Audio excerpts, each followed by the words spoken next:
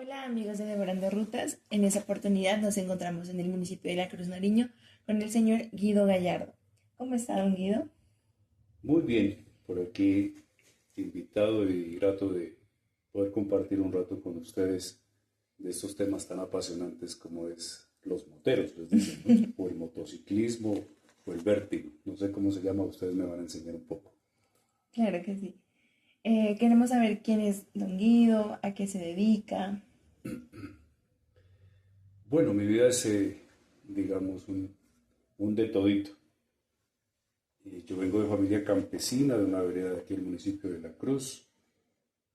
Eh, Viví muchos años en el campo, después de las labores de campo, pues por alguna oportunidad política vine a La Cruz, donde hice mi bachillerato. En medio del bachillerato pude ingresar a la radio y hice radio por muchos años en radio pública. Luego estudié una tecnología ambiental del SENA, técnico en redes, muchos cursos, muchos técnicos en, digamos, por el SENA Regional Nariño. Y en este momento, para resumirles, pues tengo una emisora, digamos, comunitaria, pero privada, dedicada a defender mucho el medio ambiente, proteger el medio ambiente y también para promocionar el turismo de nuestro municipio. Y estamos haciendo ahora con el mismo SENA también turismo local con el compañero Sandro. ¿Nos podría comentar acerca del turismo? Porque muchas personas conocen a La Cruz Nariño por las termales de Tajumbina. ¿Qué otra cosa podría resaltar sobre La Cruz? Bueno, aquí pues está el turismo, no está como implementado, digamos, muy formal, pero aquí hay turismo gastronómico, ¿sí? Aquí donde estamos en la estancia mismo, pues es el lugar de recogimiento de nuestras familias chinchanas, los días sábados, los días domingos. Como buenos nariñenses, aquí también se come el cuy, la mazamorra, las empanadas, los platos típicos, eh, que creo que en gran parte de nuestro departamento también son muy comunes. La sopa de maíz o el sango, la pringa pata, el dulce chicharrón, las empanadas, todas esas cosas, la conserva, eso en gastronomía, pero también tenemos cómo poder entender un poco lo del turismo religioso. Estamos en un municipio muy cercano, a unos 15 minutos, que está el santuario de Nuestra Virgen del Rosario en la playa. La misma, nuestro mismo templo parroquial, que es un templo muy, pero muy antiguo. Hacia grandes rasgos les cuento, estamos recuperando el campanario y nos dimos cuenta que las campanas de nuestro municipio llegan a tener 143 años. Entonces, tiene una historia muy grande religiosa. Tenemos una capilla que pasó de capilla, digámoslo ya, a iglesia, que está aquí en el corregimiento de la estancia. Están las rutas agroambientales, agroecológicas. Y tenemos hacia otro corregimiento llamado San Gerardo, donde está nuestro santo patrono, que es el santo de las mujeres que van a dar a luz. Una capilla muy antigua, muy bonita. Tenemos lo paisajístico, tenemos tres volcanes, dos activos, como es Doña Juana, como es Ánimas, y uno que ya está en vía de extinción, que es el Petacas. Tenemos lagunas, los termales que ustedes acaban de mencionar. Tenemos zona donde podemos ir a hacer la pesca deportiva. Están los centros agropecuarios de ahí de la Palma y de la Vega Río Mayo. Tenemos también la ruta del café. Ya se produce un café especial, Café Casavieja. Y tenemos también dos museos arqueológicos, uno en Tajumbina y el otro es Las Huacas, que creo que por ahí está el micrófono, decía el compañero Sandro, van a visitar el día de mañana en la vereda Las Ánimas, donde podrán tener avistamiento hacia la cuenca del río Mayo y también tendrán de frente especialmente al volcán Ánimas. Hace un momento escuché que comentaba que su emisora se defiende mucho el medio ambiente. Quería preguntarle cómo ve la actualidad, no solo en la Cruz, sino en el mundo, del manejo del medio ambiente? Bueno, una palabra que es, digamos, muy grande hablar de la parte ambiental y medio ambiente. Y a veces nos hemos criticado mucho decir de medio ambiente, porque estamos ya en un medio ambiente, no tenemos ese ambiente total. Hoy día se habla pues ya de las energías sostenibles, ¿sí? La transición hacia las energías sostenibles, que es lo que están hablando en el mundo. No es para resaltar lo que está haciendo nuestro presidente en Colombia, pero que es muy criticado, pero que yo pienso como persona o personal que es muy acertado. Los cambios climáticos son una realidad. Nosotros tenemos que dar ese paso. Esa transición hay que darla, no vivir de los combustibles fósiles. Entonces hay que darlo. Y la guerra de los países poderosos en este momento no se enfocan a la protección del medio ambiente. Algunos países sí, pues por ejemplo Suiza, no sé, otros hay que están encaminados a la protección del medio ambiente, pero hay países que no entienden eso.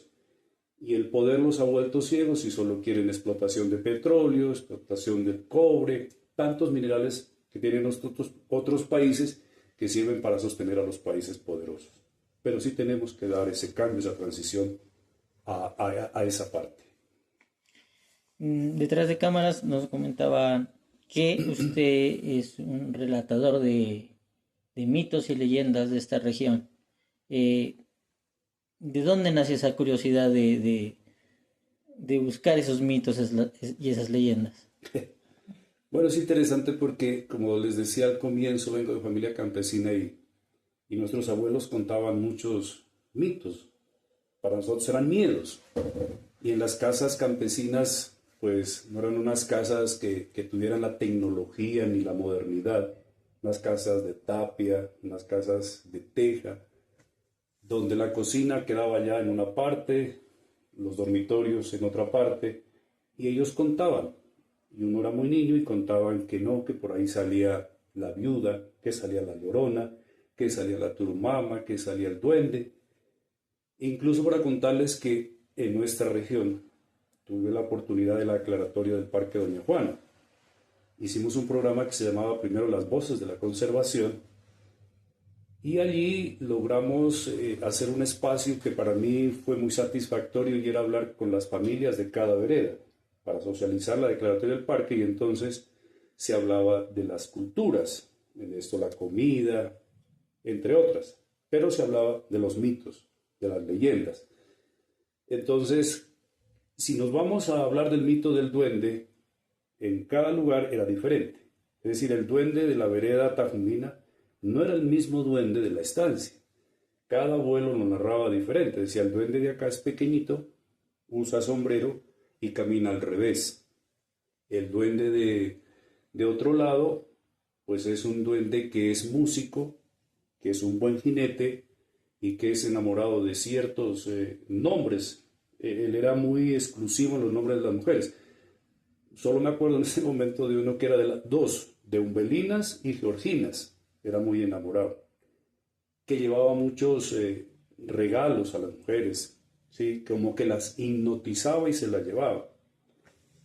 Se habla también, por ejemplo, del guando de la región. Entonces, mi padre contó y me contó por varias veces, a él lo asustó el guando, porque pues vivíamos en una vereda. Y en esos tiempos la gente madrugaba, no tenía reloj, muy escasos los radios, pero madrugaban con el canto del gallo. Pero el gallo a veces se le atrasaba el reloj, lo biológico, entonces no cantaba a las 3 de la mañana, sino que cantaba a las 11 o 12 de la noche. Entonces ellos decían, no, ya es de madrugada, nos vamos. Y en uno de esas madrugadas, a mi padre lo traían desde Tajumbina hasta La Cruz, por un camino que todavía no era la vía, la carretera, y lo dejaron en 3 esquinas. Inmediatamente que él se quedó ahí cuidando una res, otros se fueron a otro lugar por otro ganado para traerlo al mercado, y él sintió que por una loma, que es donde van a ir ustedes, las ánimas del cascajo, latían los perros o ladraban los perros. Y entonces él vio unas varias velas que venían pero muy rápido. Allá ladraban los perros, fracción de segundos ya los perros ladraron en una vereda más cercana que se llama El Placer. Y en fracción de segundos, en el santuario de la Virgen de Tajumbina, ya venían las velas. Entonces dijo, ve, pero qué rápido. Cuando él se dio cuenta, se miró que traían un ataúd y unas velas. Pero cuando se acercó más, era un pollo que iba delante, digamos, del féretro. Cuando pasó, eran unos señores sin cabeza que pasaban por ahí y un ataúd y las velas. Entonces él dice que desde eso le cogió un dolor de cabeza. Entonces ese es uno de esos cuentos del Guando. Otro señor murió no hace muchos años, pero un gran personaje, Arturo Díaz. Él dice que era muy enamorado y también por la vereda de las ánimas se fue de serenata. Del regreso de la serenata, de a caballo sintió que se le montó la viuda. Y el borracho la trataba mal. Dice que le echaba a la madre, que le daba con el perrero. Y el caballo sudaba, pero a chorros del peso del peso y de la carrera. Y él lo cuenta con tanta originalidad, lo contaba, dice, cuando me doy cuenta, después de una hora, la hijueputa iba montada ahí. Entonces, muchos de esos cuentos, pues, que han ocurrido en la región. Entonces, hay muchos que queremos que no se queden allá, sino que se vuelvan a tener en la memoria, ¿sí? En todas nuestras comunidades jóvenes, para que no se pierda esa bonita costumbre de contar los mitos y las leyendas. Por ejemplo, los jóvenes dicen hoy yo no le tengo miedo al guando ni a la viuda, hoy le tengo miedo a otras cosas, las cosas vivas, reales. En esos tiempos era eso. ¿Qué siente cuando nos cuentas las historias? Pues siento, primero, como alegría de poderlas contar, porque no todo el mundo las cuenta. Muchos dicen, no, es pura ciencia ficción, es pura mentira. Ellos los cuentan con mucha naturalidad y pues me parece que es chévere. Sí da nostalgia que se vayan perdiendo, pero siento alegría en poderlos contar. ¿Estas historias están documentadas por escrito o en alguna audio tal vez, como para que no se pierdan y tengamos la tradición oral también? Están en la biblioteca, hay algunos libros de mitos y las leyendas, incluso yo tengo por ahí uno de mitos y leyendas de todo el departamento de Nariño. Está en la biblioteca. Creo que Parques Nacionales, en los archivos, en la oficina principal en Popayán, están todas las narraciones del programa Las Voces de la Conservación que hicimos con un compañero de radio que lastimosamente hoy ya no vive con nosotros, ya se murió hace mucho tiempo. Y son bacanas escucharlas, todos esos audios. Porque cada campesino cuenta su historia de manera diferente y existen en ese archivo de audio. Y también, o sea, al ser diferentes aquí mismo, de vereda a vereda, supongo que también son diferentes de región de nuestro Nariño, por ejemplo, de La Cruz a, por ejemplo, Túquerres. Obviamente. También, Sí. porque muchos dicen, no, es que la Llorona es de acá, Sí. o acá nació la historia, o así, como que se apropian de ese personaje. Sí, cada región cree que son muy suyas, ¿no? Sí. Pero yo diría que más que suyas es la manera como ocurren en cada lugar. Sí, igual hay personas que supongo que dicen, sí, yo la miré, es así, la describen al personaje para que así también, como que esa tradición, o sea, yo sé que era así porque mi abuela me la contó, por ejemplo. Sí. Aquí, por ejemplo, precisamente aquí al bajar las gradas de esta casa donde estamos en este momento, dos personajes muy jóvenes, ya hace muy poco, estaban tomándose unos tragos aquí en una tienda y uno de ellos cuenta que llegó una persona de aquí de este camino y lo llamó y se acercó cuando ya era la viuda y se lo llevó y lo fue a descargar por allá a una vereda llamada El Paramito. Y eso fue comentario voz populi aquí. ¿Sí? Otro señor llega del púlpito que se madrugaba para Pasto en Chiva, en ese tiempo no había muchos buses, llega a la plaza principal y habían unas camitas allí con unas toldas de los comerciantes donde vendían su ropa y todo eso. Dice que llegó y el pueblo estaba fantasma, no había nadie. Entonces él se sentó a esperar que aparezca el primer vehículo. Por una calle de pronto apareció una señora bajita, tapada, con una ruana. Cuando vio que se iba acercando, empezó a crecerse y pasó ya del techo de las casas el cuerpo altísimo. Y dice que para él afortunadamente llegó la chiva pitando y que entonces la viuda se fue por otra calle. Hay cosas que las narran muy, muy naturales y créame que lo hacen dar miedo. Y ahí de niños es que uno en el campo tenía que pasarse debajo del follado de la abuela, debajo de la ruana para irse a dormir. Imagínense si no había energía, cómo sería el miedo. Entonces, es una historia muy bonita que tiene, creo, pues el departamento de Nariño. Nosotros aquí en La Cruz, pues hemos tenido la posibilidad de escucharlas. Entonces, es parte de nuestra cultura. Hace un momento escuché que dijo que habló sobre parques nacionales.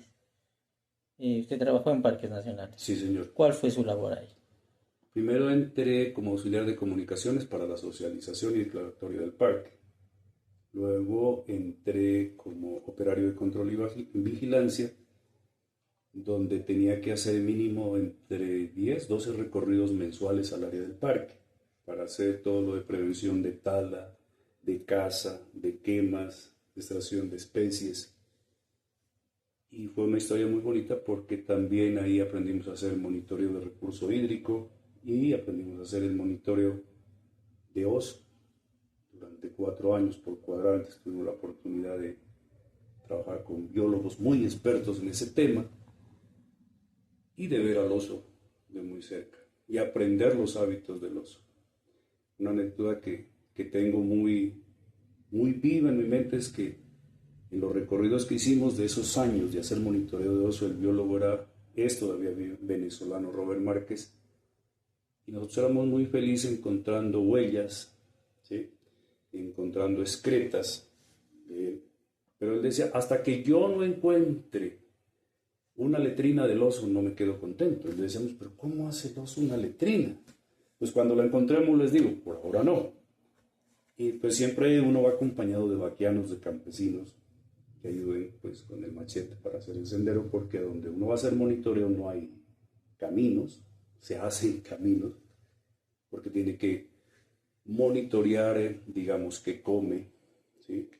Qué plantas hay ahí, la importancia de que el oso esté allí porque es una especie sombrilla.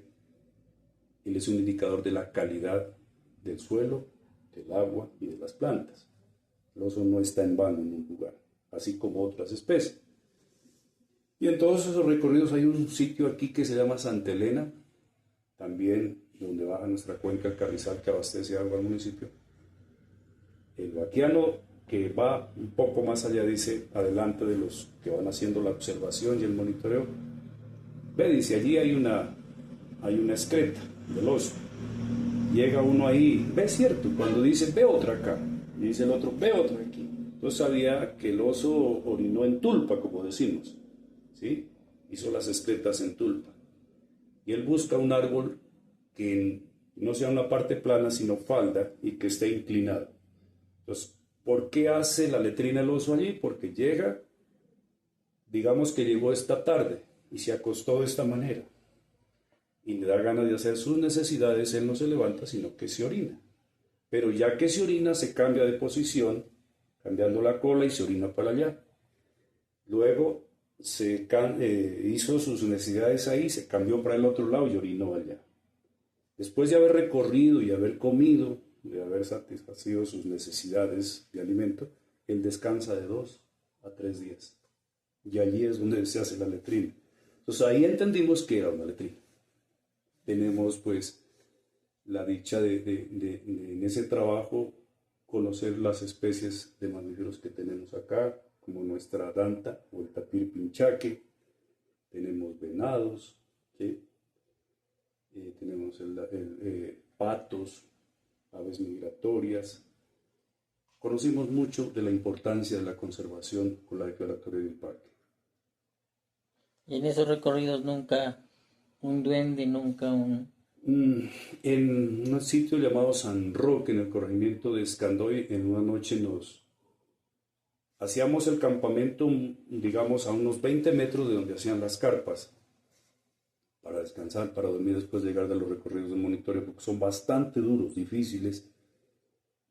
Eh, Mi papá era el primero en meterse lo llevábamos pues, como un guía experto de la montaña, incluso él tuvo la oportunidad de ser el rescatista de la avioneta del 85, donde hay una sobreviviente, el pastor Rocío Benavides.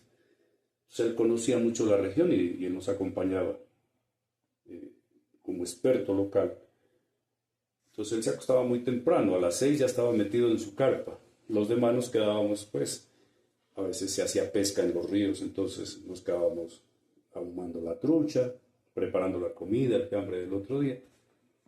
Entonces después de él me fui a acostar yo. Estaba un poco cansado cuando sentía que nos raspaban la carpa con las uñas.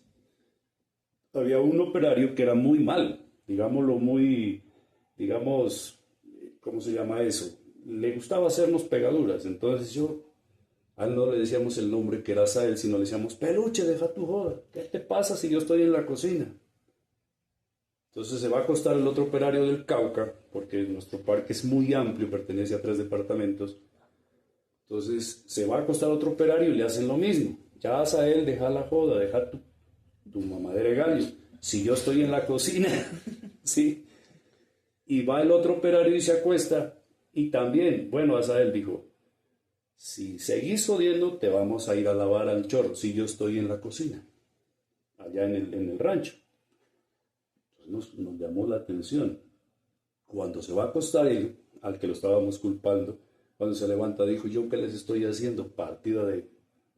Nos insultó. También fueron y le rasparon la carpa. Entonces él se va donde uno de los compañeros o las dice, en serio, dijo, me estaban culpando, yo no era, dijo. Y juró, pues, pero se levantó con miedo. Entonces con las linternas nos levantamos a ver en el entorno donde estaban nuestras carpas y no había ninguna señal. Pero sí se nos creció la cabeza. No sé si era por haber creído en los mitos y las leyendas, pero nos asustaron. Eso les cuento. De toda esa experiencia en parques nacionales, ¿cuál sería su mayor aprendizaje? Pues hay muchísimos, ¿no? Pues el mayor aprendizaje es podido haber llevado un mensaje a las comunidades, la importancia de la conservación. Hicimos en eso un proyecto de mosaicos de conservación enseñando a la gente la importancia del agua, la importancia de los manejos sostenibles, de la ganadería sostenible, de la agricultura sostenible. Yo pienso que eso ha sido uno de las mayores satisfacciones, ya haber logrado a través de un medio de comunicación llevar los mensajes de conservación. Esa ha sido, creo, para mí la mayor experiencia. Y en cuanto a lo de mitos y leyendas, ¿cuál sería su aprendizaje el más grande? El más grande, que uno cree que a pesar de ser un mito, cree que es una gran realidad. Y que pues uno se lo tiene aquí en la mente, en la cabeza. Tuve la oportunidad de entrevistar a mucha gente, incluso sin decir que los íbamos a entrevistar. Escondíamos nuestro equipo, abuelos que por las mismas comunidades, el Señor sabe mucho de eso, y llegaba uno y le echaba el cuento, y uno salía muy convencido de eso. Entonces es como decir que eso no era un mito, que no era una leyenda. Pasa uno de llegar a pensar que eso es una gran realidad, que sí existió. No tendría yo en este momento como la palabra científica de poder explicar ese fenómeno tan bacano.